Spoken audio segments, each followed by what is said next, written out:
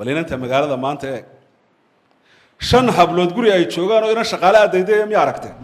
bal ninkan magaalada joogay 40 jirka sariirtii uu ka dhashay ka soo toosaya ka war eela waan guursaday ee aan meel degi karayna hooyadii iyo aabihii oo 70 jir dulkeen iyo gabadhii uu guursaday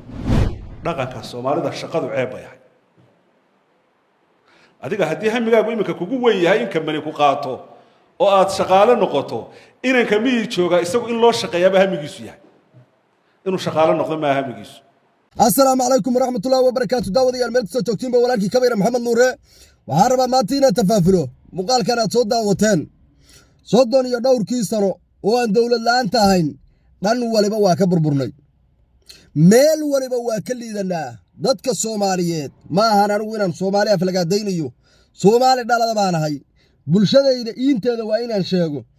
ضدك إيجا صوماليات أنوغو بان كمينو دادان ربيه meel waliba waa ka liidanaa Soomaaliyeey dhan waliba soddon ka sano dad dhisan oo dhan waliba aqliyan ka dhisan oo gees walba ka dhisan baynu ahayn dawladda markii aynu lahayn dawladdii markay naga burburtay dhan waliba waa ka burburnay dhaqankii baan ka burburnay diintii baan ka burburnay oo maanta waad arkaysaa waddankeennagii dhibka ugu weyn oo la isku haystaa waa caqiidooyin iyo diin dhaqankii waa ka burburnay oo maanta baraha bulshada haddaad gashid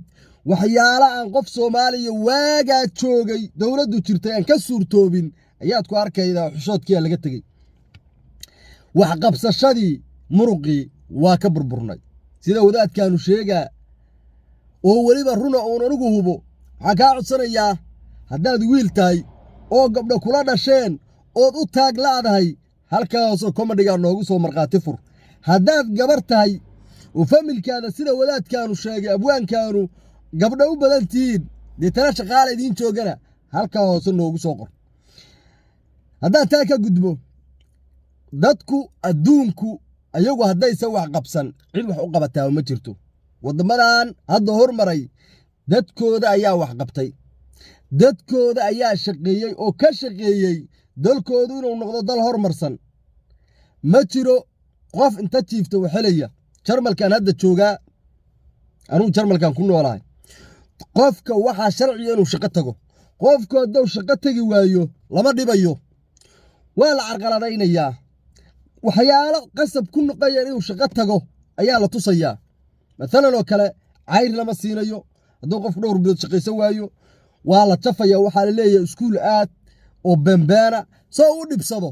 markaad 8 subaxnimaad ka lahday ama 6 subaxnimo 4 galabnimo ama ninka la yiraahdo 10 saac galabnimo soo laabatid shaqada ku roorad isleeda shaqada waada markaa macnaha dadku waa la canaadisay u shaqaystaan qofka Soomaaliga maantay wiil ha ahaado ama gabar ha ahaade wuxuu doonayaa habeenkii inuu dhafro oo telefoon aan micno lahayn ku dhafro gruubo wax maala yacni waxba ka soo galin inuu habeenkii ku dhafro maalintiina uu jiifo subaxii marka uu soo kacana cunto diyaarsan oo cuno qof kasta oo Soomaali oo dhalinyaro ah sidaa buu ku fakarayaa warma beentayba waxaa tagtaa meelahan Kenya iyo Soomaaliya xitaa dad saasaa jira ama wiil aad ama gabar aatee hadduu helayo wuxuu jecel yahay inuu jiifto maalintii habeenkiina uu dhafro ka fakari ma mustaqbal ka fakari ma war dalkaada xitaa waa jiraan dad ka fakara oo wadaniyaal aan arkay kuwa waxa arkay wadooyinka iskaada u qabso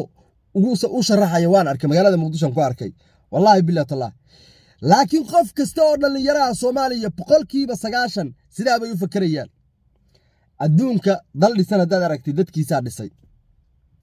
ayaga u kaceen war Soomaaliya intaan seexano jiif waxba ku heli mayno horta taa waa inaan ogaanaa taas waa inaan ogaanaa 99% waxaa laga yaabaa qofka Soomaaliya jooga inuu ku xisaabtamayo walaalkiis dibadda jira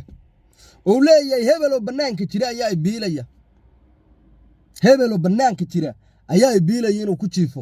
bishu markay dhamaatana telefoon kugu soo dhufto yiro war biilkii soo dir hadda waa ninkaas habeenkiina dhafraya maalintiina jiifaya gabarna soo kireystay cuntada u karisa aduguna waxa laga yaabaa kow lacagta ka rabo waxa laga yaabaa inuu soo u shaqeynayo 24 saac oo soo shaqeeyo lacagtaas 24 saac la soo shaqeeyay ayuu wuxuu doonayaa asagoo jiifa inuu qaato oo walaal waxba la isku leeyahay laakiin walaalnimaduna xadaaf noqoto ma fiicna وين المرقى ما شهرته مركه هوري الدون كدت هذا الشيء شرمل كان عن شوقه أما نكل يراد وضمده هور مريو كله قف إنه وحسيه ولا غلط بقى والله دبين بالمدة حالا جاي ويلكو هبرت سين وصحبات سين واردكو حاجة نقول لي أنا وضد مصر لها ناي ولا البنك هلا يا واردكو كهلما واردكو أنتوا دعدوا تشيف صدق أنا بيشة حق ليهن ولا الكان كهلا يا ولا الك وحلعان حتى كهلما ولا الكربين ومين كده فرو ما ننتينا تشيفتو هذا الكي يا قال له فاهمين ولا الكان كهلا يا ولا الكان سيرنا اللي يردا إيه كحوج بدل منك الصح مالية ده تنوح كسوقية راح عن كلية هاي حشو انت dad afkood fiirinaysid oo aad ciyaalnimo ka daba wareegaysid oo aad maalintiina jiifaysid habeenkiina dhafraysid gabarna aad soo kiraysid cunto ku karisa lacagta inta ku sameynaysid ay tahay lacag nin xoogiisa soo tuujiyay oo ku soo diray sharaf daray kugu taa qadu ceeb maan maskaxdaada waliday ku jirta shaqayna ceeb tahay waa liidataa waadna dambaysaa waxa ceeb ay inaad shaxaatantid oo qof kale aad shaxaad weydiisid ceeb maan inaad shaqaysatid ood xooggaada cuntid sida diintuba qabto inaad wax soo dhacdid ama wax kale qalad samaysay qalada laakiin inaad xooggaada tuujidid qalad maahan dadka Soomaaliyeed marka inaan u soo laabtan doonaya waxaa la rabaa qofku inuu muruqiisa maalo markaas baynu horumar gaaraynaa dalkanagana waa dhisa karnaa markaas aan kaloon ku darsanayaa dadka Soomaaliyeed waxaa gargaaraya hadda u fiirso waxaa gargaaraya oo caawinaad siinaya oo lacag u diraya oo dhaqaale siinaya wadan 3 bilood kaliya hadda waa 3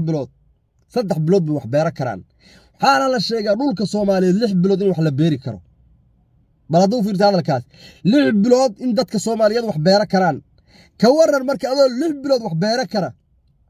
waan ogahay Ilaahay dhulkaada masagadiisa dhulka loo wurido soo baxaysa waxaan xasuustaa markii banaanka qara ku daato in guriga hortiisa qaran nooga soo bixi jiray annagoon beerin bade miraha qaraha ma aragto markaad cunaysid puu aad iska tuftid inay beermaan markii roobdo aan xasuusan jiray dhul saasa oo bacrina oo igu ridkaa doonaya adoo jooga haddaad ka waran oo wax ku siinayo oo cunto kuu soo dirayo nin 3 bilood kaliya wax beeranayo oo dhulkiisa rafaad wax lagu beerayo la bacriminayo maanta oo dhan saa wax loo marinayo maanta oo dhan ciid meel kale laga soo qaadayo lagu shubayo hadoo wax ku siinaya ka waran kaas oo wax ku siinaya ka waran marka adigoo awooddaas leh wadankaadu saa u wanaagsan yahay inaad wax ku riddo kaliya ka doonaya bal hadoo fiirso waxa kale oo rabaa inaan ku darsado oo dadka ka dhumay Soomaaliyeed kalsoonidii waxyaalaha burburay ee dadka Soomaaliyeed kamid tahay qofka Soomaaliga qof kale aamini ma meel yar baan kaaga soo qabanaya qabiiladii waa kala aamin baxaan qabiil baan nagu beeraya qabiiladii waa kala aamin baxaan ninka aad taageeraysid kuma kalsoonid haddaad aragtid nin wadaniya xitaa waxa leedahay aygu dhalo waa reebel kalsoonidii xitaa waa burburtay kuma kalsoonid qofka markaas madaxweynaha ku ah amar qaadashada xitaa waa dhuntay ciidamaduna kala amar qaadana laga yaabaa madaxweynuhu ra'iisul wasaaraha ka amar qaadan baa laga yaabaa war dadkiisa bay iskaga daba wareegayaan wax waliba waa naga burbureen xaran waa aaminsanahay marka in bulshada ayaga la soo dhisan marka hore maahane oo meesha salka laga soo dhisan maahane waxba noo hagaagi maayaan waxaana hadda wadna waa huuha hadda maamul goboleedyada kale birta isku cunayaan waa reebel baa lagu leeyahay wax isku qalbi fayow wax israba maamulkaas Puntland oo ninka la yiraahdo systemkiisu oo fariistay ayaa dadka Soomaaliyeed maamulada ka jira been ma sheegayno run ma sheegnaa masabeen maamulkaas oo wax badan dhisnay oo waliba aan ogahay systemka u dhisan dawladda federaalka inuu u dhisnayn ayaa laga arkaa wax israba meel u wada jeeda maamulada hadda jira haddii al-shabaab laga adkaadana ayaga laftirkooda caqabad noqonayo muran bay la soo istaagayaan baraha bulshada qabiil iyo qurun iyo qashin waa uga ololaynaa haddaynu uga wada olayno Soomaalinimo oon ku wada qorano Soomaali oo aan ka tagna qabiil intaas haddaan wada olayno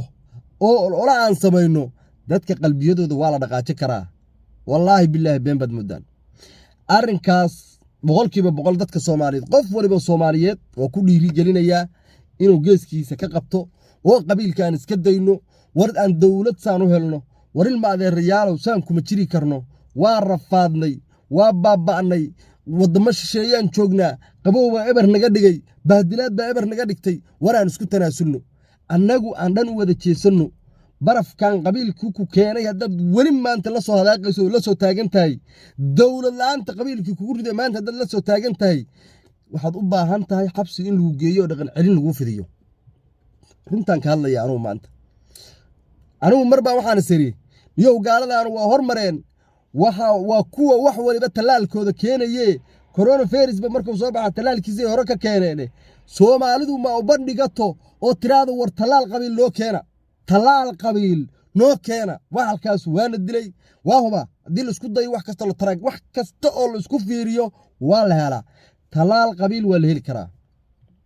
ummadda Soomaaliyeed hadal badan saar aqli ma kuma la sii jiri karna ilaahay baa nale hadii aynu ka fursan weyno adduunkaanu bandhigano war qubrooyinku isku tago talaal qabiil loo keena baalkan waana wareeriyay dawlad la'aan baa una dhigay adduunkiiba unaga reebay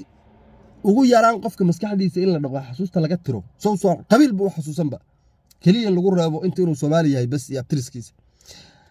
oo uusan abtiriskiisa saddex ba dhaafi karinba saddex kadib gadaal qabiil ka sameeyay duu rebe saddex inuu san dhaafin maddu meel inay u wada jeesato waa muhiim ama dadkan dawlad xoog u sheegato caburisa oo beerka iyo bagga ka garaacda oo aan asxaan u sameeyay helaan Soomaalidu ciyaar iyo abow macaan iyo walaal iyo waxba kuma lahan halka in lagu dhufto Soomaali wax xaq u leeyahay adaan ku weydiina waxaad ii sheegtaa maantay dhulka ay al-shabaab ka taliyaan qof dadka degana oo amar diida sameey kara ma jiro macaaya alle ka muqdisho jooga al-shabaab ay soo waxaan wuxuu yiri sameynayaan sababta ma taqaana way ka cabsanayaan dawlad laga cabsadaa loo baahan yahay marka dadku haday bariyo diidaan oo qofkii hadla halka ku dhufata anigu hadaan hadla halka ay ku dhufanaysa way dadka kala baraaraya aad iyo aad baad ma santiin waa walaalka Kabeer Maxamed Nuur oo kule wadaniyada kugu jirto muuqaalkan shargara walaalaha gaarsi aad iyo aad baad ma santiin waa inta ugu dambeysay saddexdan adii eray dawladda ilaaha nasiyo ummadda Soomaaliyeed bagood burcad Allah isku mariyo Soomaalnimada ha waartan leeyahay xasan sheekh maxamuud xaq Allah garansiyo waa walaalka kule hadaan naga mid ahayn page ka soo follow garay dhanka YouTube ka hadaan naga daawanaysidna walaalow gacaliyo nagu soo biro